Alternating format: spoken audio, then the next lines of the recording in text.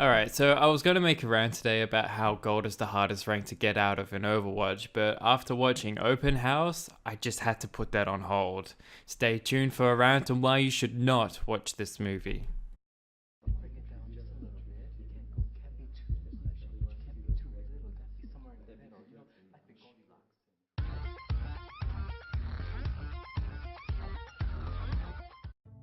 Open House is a horror movie directed by Matt Angel, who you may recognize from the TV series Grimm, and Suzanne Coote, who directed Welcome Home Lee, which, as far as I'm aware, went completely under the radar for a good reason. Open House's plot goes a family of three, Naomi, Brian, and their son Logan, who is an aspiring track athlete, live as a wacky, happy family together. This is conveyed through having breakfast for dinner. Oh my god! Once going out for milk, the father is hit by a car and is left as a mystery as to whether or not he was hit on purpose, as he was the only flippant object in the alleyway and still managed to get hit by the driver. Not only that, but it's hinted through Logan trying to think back to the incident that he suspects it wasn't an accident. But it's never actually explained and avoided, like the moldy sandwich you forgot was festering in your backpack for 2 weeks. After the death of her husband, Naomi struggles to make ends meet. This is very subtly conveyed through a big rubber stamp that reads, "Past due." While still in deep grief, Naomi's sister offers her and her son Logan the opportunity to stay in her remote getaway while Naomi gets her life put back together. During their travel to the beautiful house, they very suddenly realize that the people that live around them are spookish weirdos, such as their neighbor Martha, who is weirdly intrusive and seems to be suffering from Alzheimer's. Who are you? What are you doing on our property? Ma'am? What do you want? Ma'am, this is our house. Do you need help? No, no, God.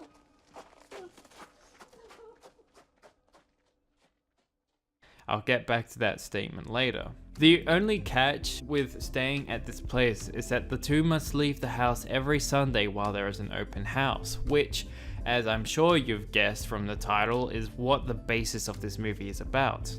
Weird occurrences happen almost immediately as they move in, such as Logan's mobile going missing and his cereal being placed in different rooms. Evil? No. Inconvenient? Most certainly. As well as the pilot light for the boiler consistently going out in the basement. Oh yeah, and also, for some reason the basement has no source of lighting for some nonsensical reason. No lighting, no windows. You'd think that if you were selling a house, you'd make sure that all the rooms have some source of f***ing lighting so you don't accidentally kill yourself. Around about 30% of the way through the movie, Logan states, Have you ever thought about how, weird open houses are? What? I mean, you give your keys to someone you hardly know. They stand in one room and welcome in a bunch of complete strangers. Then those people just roam around the house. And the realtor doesn't check the house when it's done, right? They just turn the lights off and go. This is pretty much the basis of the movie, and look, it's a bit weird and intrusive, but fucking hell, it's not that weird. The build-up for scares were pretty stock standard and unimaginative. A fair amount of them consisted of the standard horror movie trope of, Hey, my glasses! I can't see without them.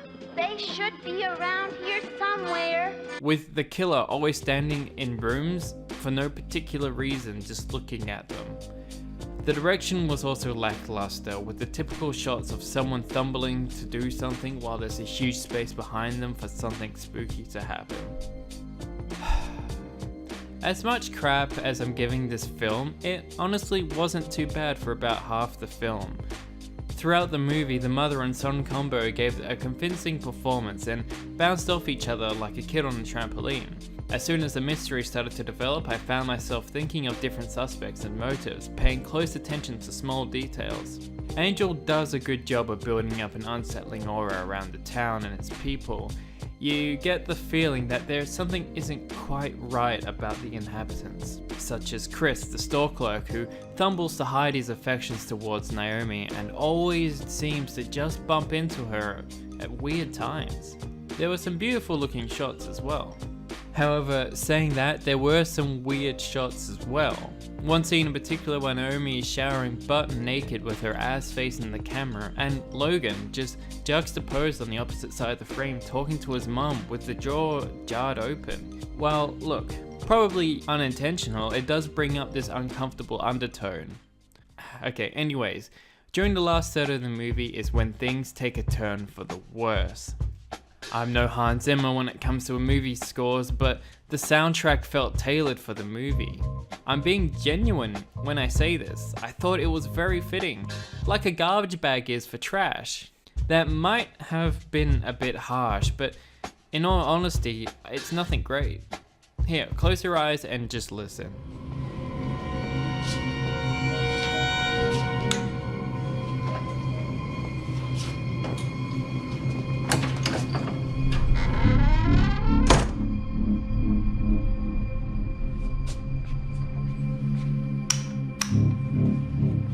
You'd be tricked to think that this sounds like it's been taken from Kevin MacLeod's sound library. Sorry, Kevin, I take that back. You're too good for this. Papa bless. I'll give credit here. It's not easy to make a horror movie and a score to accompany it. You need to balance where the music isn't in your face shouting, "Get ready to crap yourself!" but also not virtually invisible. It just doesn't work in this film. To me, it seemed that Angel and Coot had a good thing going that had some potential, but after arriving to the last 20 to 30 pages of the script, they quickly realized how much they had left to explain and just said, "Fuck it, let's start killing," throwing away what made the film interesting. If they had decided to remove the creepy dude living in their basement and focus more on the mother and son relationship, as well as the slightly off-putting townsfolk, it could have been better. Not good, but better. Spoilers, obviously. The ending felt rushed, with pointless scenes as filler. By the end of it, I really couldn't have cared much less for who the killer was and why he was doing what he did. Which is a good thing because I didn't even bother to explain anyway. Even The Room manages to tie together better character development for the villain than this movie did. I get that keeping a cloud of mystery to an ending can be good, but this was a fucking cyclone. So this is where I get a bit heated, because there was also so much that seemed to have been sidestepped by Angel and Coot. Like, why bother to suggest in Logan's flashbacks that her death of his father might have not been an accident if you're not going to go back further on that? Is the neighbor's husband dead or not? Why has the basement collapsed and where does it go? How can a track athlete not outrun a normal human being? I realize that he doesn't have glasses on, but still. What's with the dinner table scene? It felt completely unnecessary. Was he inspired by Darth Vader and was going to cook them a delicious stroganoff? I've got a pretty good idea who the killer is at the end, but I'd say it's pretty obvious if you manage to hold your attention span for the 90 minutes this movie runs for. If you did, well done, I'm impressed. If you'd like to hear my theory and explanation, I'll make a second video just about that. All in all, I'd give this movie 2 stars out of 5. If you're trying to make a horror movie, it needs to be scary, and this was not scary. The soundtrack left more to be desired, and they just left way too much unexplained. The only reason I'm really giving this 2 stars is because 1, the location was beautiful, and 2, the actors did a pretty good job. That's it for my movie review. If you'd like to keep up to date with our movements, we've got a Twitter at AUKS Social as well as a Facebook, the AUKS. I've left a link to them in the description. Thanks for watching.